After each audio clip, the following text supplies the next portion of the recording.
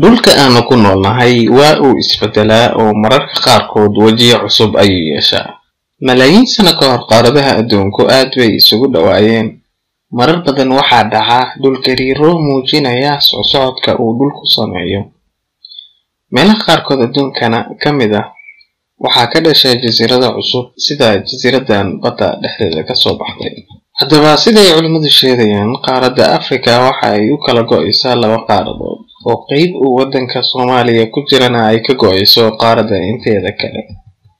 cadeymaha muujinaya arrintaas ayaa ah kuwa hadda aad u muuqda oo ka dhacay dhulka Cafartu degto ee Itoobiya, halkaasoo tan iyo 2005tii dhulku uu sameeyey godad aad u waaweyn, taasoo meelaha qaarkoodna gaaraya ilaa 100 mitir, taasoo markaa keeni doonta in biyaha baddu ay dhulka godka noqday ay buuxdhaafiyaan, markaasna u kala jaraysa qaaradda Afrika laba qaaradood. laakiin arrintani ma aha mid dhacaysa habeen iyo maalin gudaheed ama waqti dhow toona, waa process qaadanaya malaayiin sano. qaaradan cusub ee samaysmaysa ayaa ka koobnaanaysa Soomaaliya, Djibouti iyo qaybo ka mid ah Itoobiya, Kenya iyo Tanzania. si maalin walba macluumaadkeenu ku soo gaaro, waxaad samaysaa subscribe.